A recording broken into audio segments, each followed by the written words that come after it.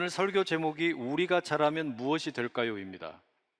이제 돌잔치에 참여한 아이도 아니고 초등학생도 아니고 중고등학생도 아닌데 다 장성한 어른들에게 우리가 잘하면 무엇이 될까요? 이 질문은 상당히 이상하게 들릴 수도 있습니다. 표면적으로는 분명히 그렇습니다. 그런데 저는 오늘 이 에베소서 강해를 이제 결론을 내리면서 마지막 20번째 시간에 이 이야기를 꼭 전해드리고 싶습니다.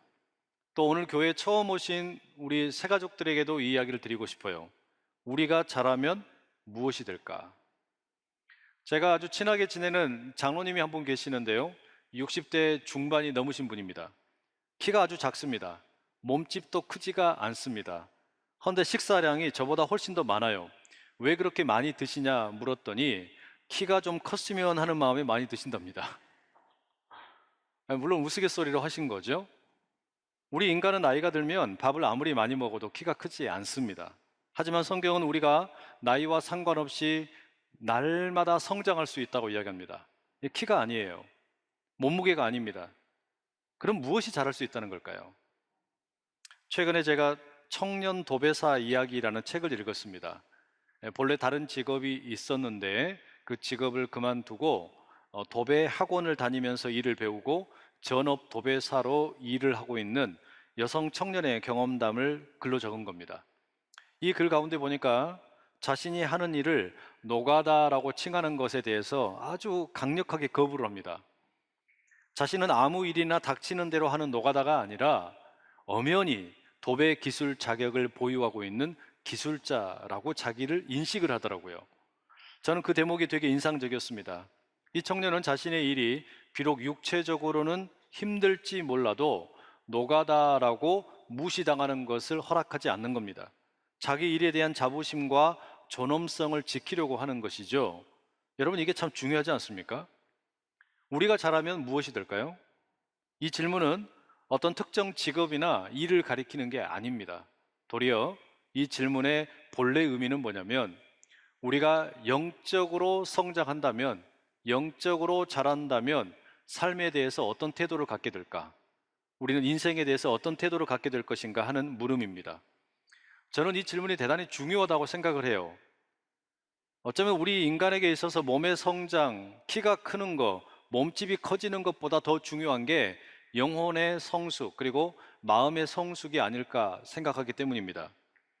일례로 우리가 몸은 성장을 하고 건강하다 할지라도 영혼이 병들고 마음이 성숙하지를 못하게 되면 인간답게 살지 못할 때가 참 많은 것 같습니다. 그래서 성경은 말씀합니다. 우리 몸의 성장보다 더 중요한 것이 영혼의 성숙이고 마음의 성숙이라고 말입니다.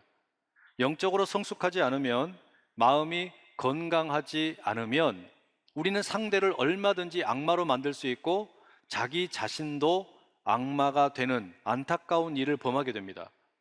바로 그런 점에서 우리는 사도 바울의 권면을 유심히 들어야 됩니다. 에베소서 말씀을 우리가 계속해서 살펴보는 가운데 바울이 이런 이야기를 했어요. 그리스도의 장성한 분량이 충만한 데까지 범사에 예수님에게까지 자라날 것을 권합니다. 성장하라는 거예요. 성숙해지라는 겁니다. 예수님의 수준까지 성숙해져 가라라고 권면을 합니다. 우리의 영혼과 마음이 그렇게 성숙해지기를 권면하고 있습니다. 여러분, 그러면 우리가 자라나야 할 예수님의 수준이라는 게 어떤 걸까요? 한마디로 이야기하면 원수를 사랑하는 겁니다. 원수를 사랑한다라고 하는 것은 우리의 상식이나 이해로는 받아들일 수가 없는 말입니다. 그런데 왜 이렇게 어려운 것을 성경은 이야기할까요?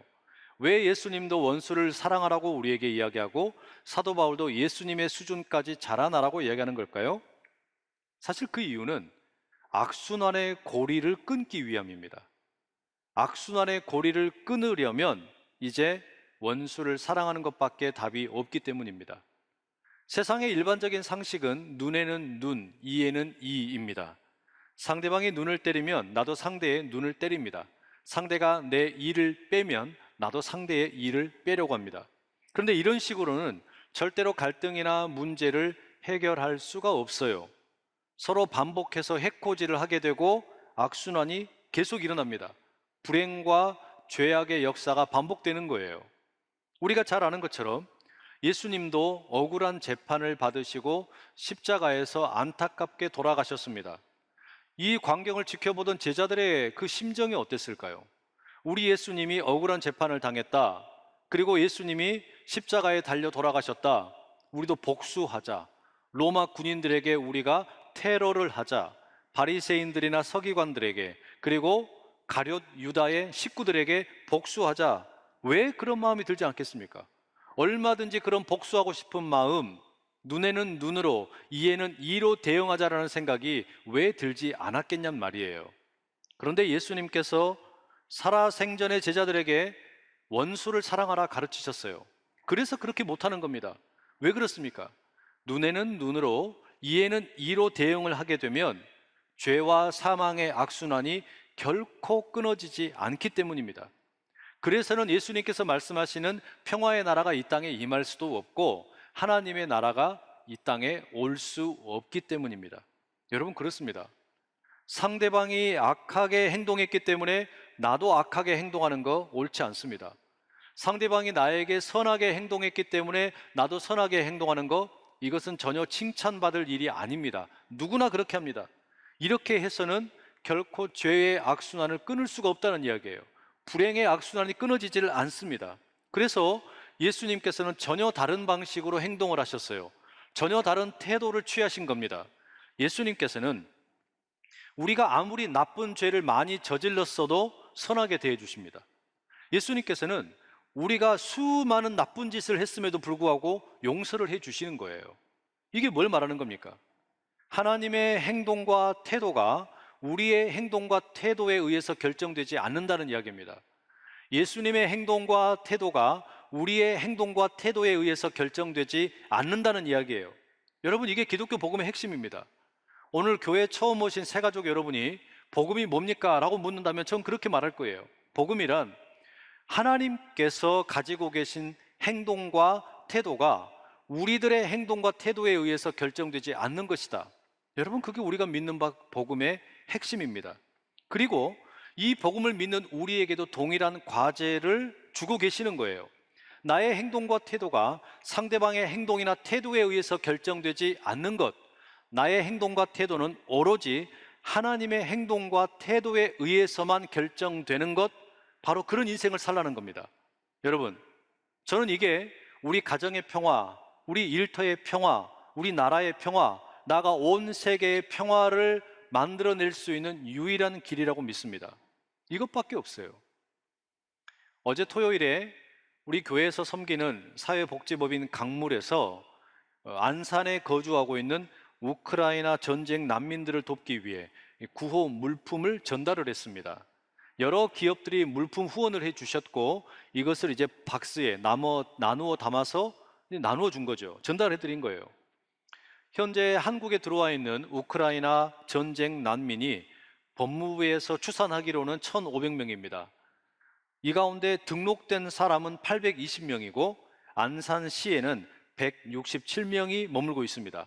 6월 9일 기준으로 그렇다고 합니다. 한국에 들어온 난민들은 대부분이 다 고려인의 후손들입니다. 남자들은 전쟁터에 징집되어 끌려갔고 여성들과 아이들만 한국 땅에 들어왔어요. 그런데 여러분, 아니 우리가 왜 이분들에게 구호 물품을 전하는 겁니까? 이 사람들이 우리에게 뭔가 착한 일을 했나요? 이 사람들이 우리에게 뭔가 선한 일을 했습니까? 아니에요. 전혀 그런 거 없습니다. 이유는 단 하나입니다. 하나님께서 우리에게 베풀어 주신 은혜 때문입니다. 하나님께서는 우리가 악한 일을 했음에도 불구하고 선하게 대해 주셨어요. 심지어 아들 예수 그리스도를 우리를 위해 십자가에 내어 주셨습니다. 바로 그 하나님의 행동과 태도가 우리의 행동과 태도를 결정하는 겁니다. 그래서 우리도 하나님처럼, 예수님처럼 어려움을 만난 이웃들에게 손을 내밀려고 노력을 한다는 이야기예요.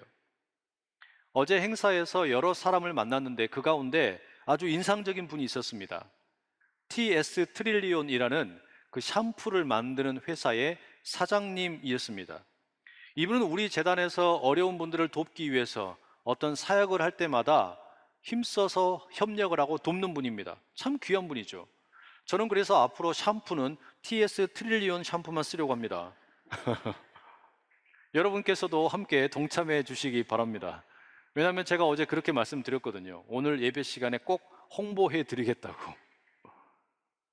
이 사장님과 함께 식사를 하는데 종교가 있으시냐고 물었어요. 종교가 없답니다. 자신은 자기 자신만을 믿는다고 합니다. 그런데 이런 분도 어려운 이웃을 돕기 위해서 수천만 원을 기탁을 하고 자기 물품으로 또 섬기기도 합니다. 참 귀하죠. 그럼 여러분, 예수를 믿는다는 우리들은 어때야 되겠습니까? 예수를 믿어볼까 하는 마음으로 이 자리에 나온 여러분 어떻겠습니까? 원수를 사랑하라는 예수님의 말씀을 따라서 우리의 영적인 수준이 예수님의 수준까지 날마다 성숙해져 갈 수 있기를 간절히 소망합니다. 여러분의 태도와 행동이 상대방의 태도나 행동에 의해서 결정되는 것이 아니라 하나님의 은혜로운 행동과 태도를 따라서 결정될 수 있기를 정말 간절히 축복합니다. 저는 그게 에베소서 말씀의 결론이라고 믿습니다. 사도 바울은 에베소 교회 성도들에게 이 편지의 결론 부분에 전투복을 입으라고 명령을 합니다. 하나님께서 입으셨던 전신갑주, 하나님의 전투복을 성도들에게 입으라고 권하는 겁니다. 왜 그럴까요? 우리가 하나님의 수준으로, 예수님의 수준으로 살아가려면 쉽지 않기 때문입니다. 다시 말하면 나의 태도와 행동이라는 것이 상대방의 태도나 행동에 의해서 결정되는 경우가 너무 많아요. 상대방이 나에게 잘해주면 나도 잘해주고, 상대방이 나에게 못하면 나도 못하게 되는 경우가 너무 많다는 이야기입니다. 그렇게 하지 않기 위해서 나의 행동과 태도가 하나님의 은혜에 의해서 결정되기 위해서 뭐가 필요하냐? 이 하나님의 전투복을 입어야 돼요. 하나님의 전신갑주를 입어야 한다라는 이야기입니다. 그래서 바울이 권면합니다. 진리의 허리띠로 꽉 묶고 의의 호심경으로 가슴을 보호하고 평안의 복음의 신발을 신고 믿음의 방패로 자기를 보호하고 구원의 투구를 쓰고 성령의 검을 들고 이 전쟁을 치르라는 겁니다. 이것은 로마 군인들의 전투 복장을 떠오르게 합니다. 에베소서를 쓰던 당시에 이 사도 바울은 감옥에 있었던 것으로 추정이 됩니다. 그는 그곳에서 매일같이 로마의 군인들을 만났을 겁니다. 그들의 전투 복장을 보고 전투 물품들을 보았습니다. 거기서 착안하여 하나님의 전투복을 입고 영적인 전쟁을 하는 그리스도인의 모습을 제시하고 있는 겁니다. 하지만 로마의 군인과 그리스도인의 이 복장은 전혀 다릅니다. 로마 군인의 전투 복장은 사람을 죽이기 위한 것입니다. 그래서 투구를 쓰고 가슴을 보호하는 호심경을 착용하고 허리띠를 꽉 묶고 신발을 신고 방패를 들고 날카로운 칼로 상대방에게 달려듭니다. 죽이려고 하는 거예요. 반면에 사도 바울이 에베소 교회 성도들에게 하나님의 전투복을 입어라, 하나님의 전신갑주를 입으라는 것은 그 태도 자체가 다른 거예요. 상대방을 죽이기 위한 것이 아닙니다. 살리기 위한 거예요. 평화를 위한 것입니다. 다른 사람과 화평하게 지내기 위해서 이 전투복을 입으라는 거예요. 하나님의 전신갑주로 무장하라는 겁니다. 이게 진짜 평화를 위한 길이라는 것이죠. 그래서 바울은 성도들이 싸워야 하는 싸움은 혈과 육으로 싸우는 것이 아니라 영적인 전쟁이라고 말합니다. 다시 말하면 내 태도와 행동이 상대방의 태도와 행동에 의해서 결정되는 것이 아니라 하나님의 은혜로운 행동과 태도에 의해서 전적으로 붙들릴 수 있도록 하는 것, 그것을 위해서 우리는 날마다 전신갑주를 입어야 한다라는 것이죠. 18세기에 종교의 자유를 위해서 청교도들이 미국 땅으로 가게 됩니다. 그리고 뉴 잉글랜드라는 지역에 이제 이름을 붙이고 정착을 합니다. 그들은 고귀하고 거룩한 꿈을 가지고 있었습니다. 하나님께서 자신들이 세우려고 하는 나라를 온전히 지켜주시기를, 하나님의 뜻 가운데 이 나라와 민족이 설 수 있기를, 또 그런 희망을 가지고 있었습니다. 그래서 자신들이 정착을 하게 되는 마을의 이름도 그런 뜻을 담아서 붙이게 됩니다. 뉴 헤이븐, 새로운 피난처, 뉴 호프, 새로운 희망, 프라비던스, 하나님의 섭리, 콩코드, 화합, 살렘, 샬롬, 하나님의 평화, 이와 같은 이름을 도시의 이름으로 붙였단 말이에요. 하나님께서 우리가 사는 마을을 붙들어 주시기를, 우리가 거하고 있는 이 도시를 그렇게 하나님의 뜻으로 다스려 주시기를 구하는 마음이었습니다. 그런데 지금 미국이 이와 같은 이름에 걸맞는 나라인지 묻지 않을 수가 없습니다. 이건 제 생각이 아니라 많은 미국의 지식인들이 하는 말입니다. 지구 전체를 수백 번 박살낼 수 있는 엄청난 핵무기를 쌓아놓고 있습니다. 세계에서 가장 부유한 나라인데 길거리에는 배고픈 사람들이 너무 많습니다. 집을 잃은 길거리 노숙인들이 아주 그냥 도시에 가득합니다. 신종 마약에 중독이 되어서 좀비처럼 비틀거리는 사람들이 가득합니다. 매일 총기 사고로 죽어가는 무고한 시민들이 있습니다. 여러분, 이게 그런데 미국의 현실만 이렇겠습니까? 아닙니다. 정도의 차이는 있지만 러시아, 우크라이나, 영국, 프랑스, 중국, 일본, 그리고 한국도 예외가 아닙니다. 전 세계 모든 나라들이 이런 식으로 망가져 가는 것만 같습니다. 이것은 어쩌면 어쩔 수 없는 일인지도 몰라요.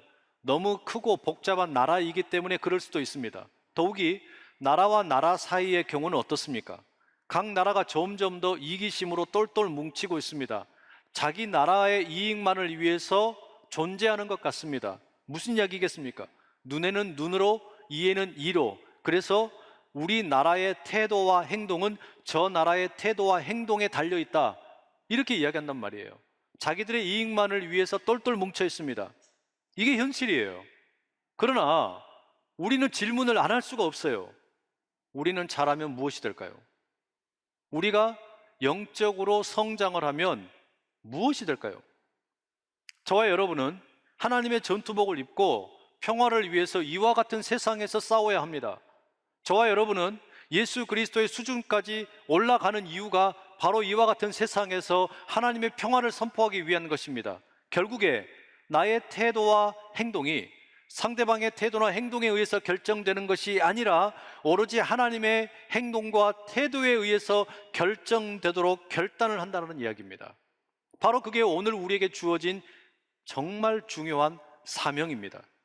바울은 우리가 너무나 연약한 존재라는 걸 잘 알고 있었습니다.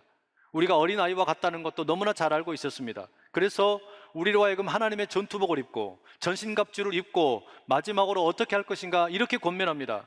18절의 말씀, 모든 기도와 간구를 하되 항상 성령 안에서 기도하고 이를 위하여 깨어 구하기를 항상 힘쓰며 여러 성도를 위하여 구하라.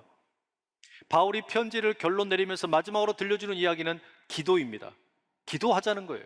왜 기도가 필요하냐? 간단합니다. 하나님의 전투복을 입고 평화를 위해서 싸우려고 그러는데 이게 만만치 않은 싸움이기 때문입니다. 우리가 그냥 나가서 이런 싸움을 할 수가 없기 때문입니다. 그래서 바울은 요청합니다. 성도 각자가 자기 자신을 위해서 기도하고 옆에 있는 다른 성도를 위해서 기도하고 그리고 선교를 진행하고 있는 자기 자신을 위해서 기도해달라고, 사도 바울을 위해서 기도해달라고 요청을 합니다. 여러분, 기도라는 게 뭘까요? 여러분은 기도가 뭐라고 생각을 하세요? 저는 기도란 친절을 베푸는 일이라고 생각을 합니다. 기도란 어려운 게 아닙니다. 친절을 베푸는 거예요. 내가 나를 위해서 기도한다는 거, 나의 행복과 나의 안녕을 위해서 기도한다는 거, 그게 뭡니까? 내가 나 자신에 대해서 친절을 베푸는 겁니다. 다시 말하면 내가 나 자신을 아끼지 못하고 사랑하지 못하면 자기 자신을 위해서 기도를 못하는 거예요. 마찬가지입니다. 다른 사람을 위해서 기도한다는 것은 그 사람을 위해서 친절을 베푸는 겁니다. 그 사람들이 말하는 거 혹은 말하지 못하는 갈망까지도 귀담아 듣고 그들을 대신해서 하나님에게 구하는 겁니다. 그래서 상대방에 대해 친절한 사람만이 기도해 줄 수 있습니다. 마지막으로 바울이 자신의 선교 사역을 위해서 기도를 요청합니다. 이것은 우리가 살고 있는 마을과 나라와 민족 그리고 다른 나라와 민족을 위해서도 친절을 베풀어라 라는 말입니다. 하나님의 선한 계획이 나라와 민족들의 다툼 가운데 때때로 좌절될 때가 있습니다. 러시아와 우크라이나의 전쟁을 보면서 하나님의 평화가 깨어졌다고 안타까워할 수 있습니다. 희망을 포기할 때도 있습니다. 그러나 바울은 나라와 민족을 향한 하나님의 꿈을 포기하지 말라고 권면하는 겁니다. 나라와 민족을 향한 하나님의 그 계획이 아직 무너지지 않았으니 기도해 달라고 요청합니다. 우리가 살고 있는 나라를 위해서 기도하고 친절을 베풀고 우리가 머물고 있는 이 마을을 위해서 친절을 베푸는 것이 그리스도인의 사명이라는 겁니다. 여러분, 나 자신에 대해서 친절을 베푸는 거, 내 옆에 있는 다른 사람들을 위해서 친절을 베푸는 거, 내가 살고 있는 이 마을과 이 도시와 이 나라와 민족, 다른 민족들을 위해서 친절을 베푸는 것, 여러분, 그게 기도가 아니고 무엇이겠습니까? 우리는 지난 20번에 걸쳐서 에베소서의 말씀을 함께 나누었습니다. 말씀을 맺는 결론의 자리에 여러분에게 묻고 싶어요.